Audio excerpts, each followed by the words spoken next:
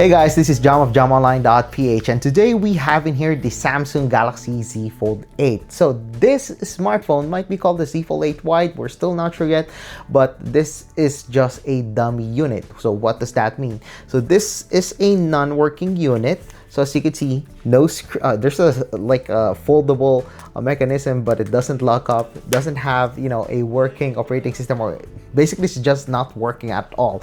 This is the one that's being used by the case makers and accessory makers to create their own accessories or their own cases for the Galaxy Z Fold 8. So that's why there are already cases on the first day, or even before the first day of the launches of these devices, including the Z Fold 8. So yes, doesn't have the same materials, but at least we got a first look of what to expect from the Galaxy Z Fold 8 or the Z Fold 8Y. So yeah, what are we waiting for? Let's check out the Samsung Galaxy Z Fold 8. Alright, so we got in here the Samsung Galaxy Z Fold 8 or the Galaxy Z Fold 8 Wide. We're still not sure yet about the naming, but I'm pretty sure it's going to be called the Z Fold 8. Now, you could see in here the smartphone is kind of look like a passport size, very different compared to the Galaxy Z Fold 7 that we had before. So with the Galaxy Z Fold 8, as you could see, we got in here a dual lens camera compared to the triple lens camera of the Z Fold 7. The design of the camera is unmistakably a Galaxy smartphone. It's a vertical layout. We got a little bit of elevation in the camera module, as you could see. So when you lay it flat, it's gonna move like that. It's gonna wiggle a little bit, but I'm pretty sure that if you're gonna get this smartphone, you're probably gonna get a case with it as well. So not really a problem for you guys, I assume. Now, the material that we have in here is not yet final. Again, this is a dummy unit of the smartphone, so do not expect too much from this one. But yeah, if we're gonna get the same thing, we're probably gonna get the same material that we got on the Galaxy Z Fold 7, a glass back, a frosted glass back. So the one that we have right now is in a black color. And of course, there's not much to see on this one, but I expect that there will be a Samsung logo over here once the final device comes out. And on the front, we got in here the display as well.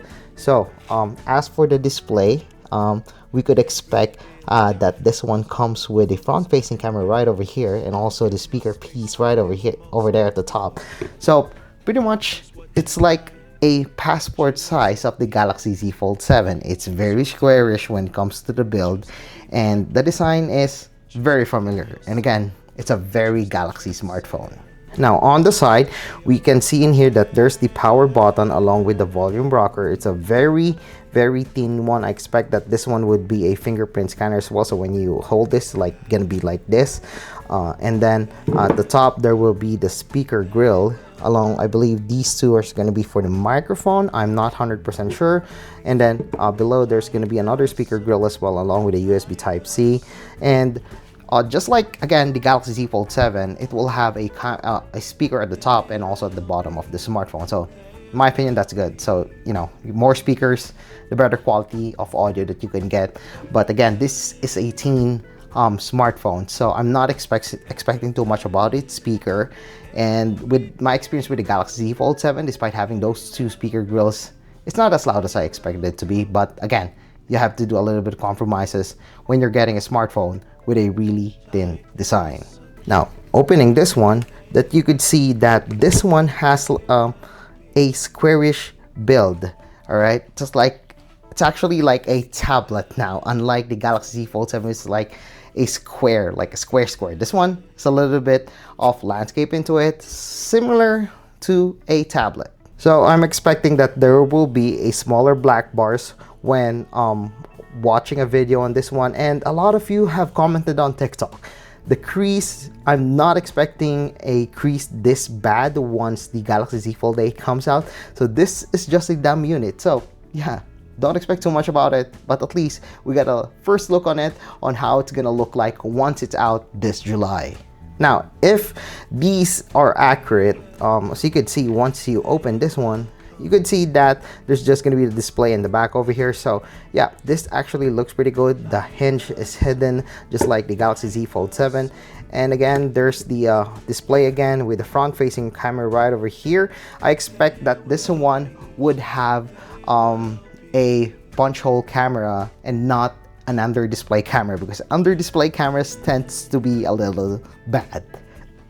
Now, my problem with this kind of passport size smartphones, just like the BlackBerry Passport, is that when you hold this one in one hand, it doesn't feel that good. Despite having probably a case for this won't feel good when you're holding it. The thing is, it's actually, for me, like, I have a really small hands.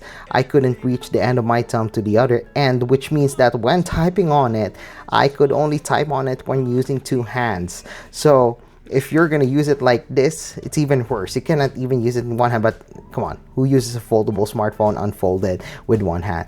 But again, you have to make a little bit of sacrifices in order to achieve this way better aspect ratio, and in my opinion, this actually looks pretty good. But yeah, typing on it, you need to use two of your hands and then type on it like this.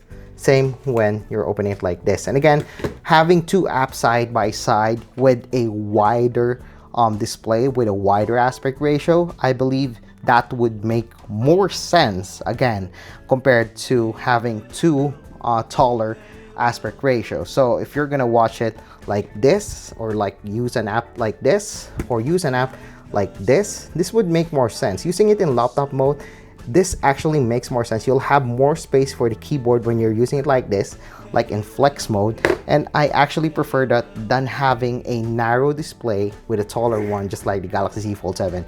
But make no mistake, I love the Galaxy Z Fold 7, but it's just that this aspect ratio makes more sense. And yes, the smartphone is actually pretty thin. It's actually thinner than the from the Huawei Pura 80 Ultra. I know, so you can see in here, that's actually pretty thin, especially when you unfold the smartphone.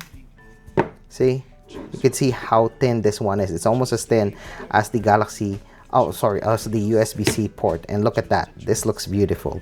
And in my opinion, I would prefer this one, the Galaxy Z Fold 8, than the Z Fold 8 Ultra, despite having a triple lens camera on the Ultra, because again, I wanted to have more productivity. I wanted to have a better aspect ratio, and in my opinion, the Z Fold 8 wins on that part. So I guess that's it for our hands-on of the Galaxy Z Fold 8. So I know this is a dummy unit, so again, I have to remind you guys that, you know, there might be a little bit of changes once the final smartphone comes out. But yeah, this is a really good quick look on what we can expect from the Galaxy Z Fold 8. So yeah, I guess that's it for our video. So if you like this video, don't forget to give us a thumbs up. And of course, don't forget to subscribe to our channel, and be sure to click that subscribe button along with that bell button to get notified of our latest videos here in my YouTube channel. So once again, I am Jam of jamonline.ph.